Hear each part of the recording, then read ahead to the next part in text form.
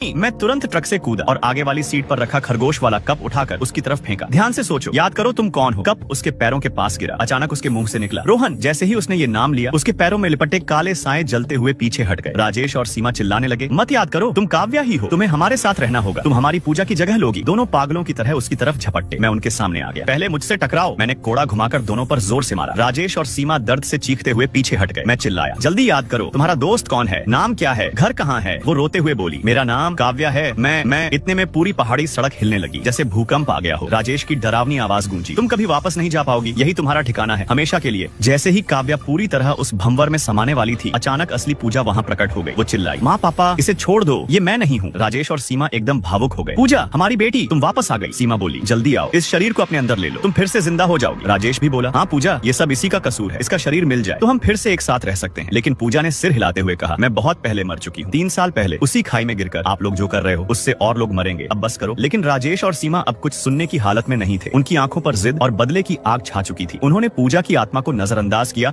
और फिर से काव्या की तरफ झपट पड़े। मैं चिल्लाया, बेटी अब सिर्फ तुम ही इन्हें रोक सकती हो। जहाँ तुम्हारा एक्सीडेंट हुआ था वही जगह इनकी सबसे बड़ी कमजोरी है। ये सुनकर पूजा ने तुरंत खाई की तरफ देखा। उसकी आंखों में अब डर नहीं बल्कि दृढ़ता थी। अचानक पूरा दृश्य बदलने लगा। पहाड़ी, सड़क, आग, कोहरा सब गायब हो गया। अब वहाँ सिर्फ अंधेरी गहरी खाई थी। यही वो जगह थी जहाँ 3 साल पहले पूजा कार से बाहर गिरकर मर गई थी। यही उनकी नफरत और दर्द की शुरुआत थी और यही उनकी सबसे बड़ी कमजोरी भी। इस मौके का फायदा उठाकर काव्या ने जोर लगाकर खुद को भंवर से छुड़ा लिया। मैं चिल्लाया, यही मौका है, भागो। मैं काव्या का हाथ पकड़कर ट्रक की तरफ भागने लगा। पीछे से राजेश चीखा, भागने मत देना, मेरी बेटी वापस करो। मैंने तुरंत अपना कोड़ा निकाला और उन तीनों सायों पर जोर से वार किया। तभी अचानक वो फूलों वाली ड्रेस पहने लड़की फिर से सामने आ गई। वो बोली, काव्या जल्दी आओ। काव्या ने उसे देखा और अचानक पहचान गई। रोहन नहीं, ये रिया है, मुझे याद आ गया, मेरा नाम काव्या है। वो बिना पीछे देखे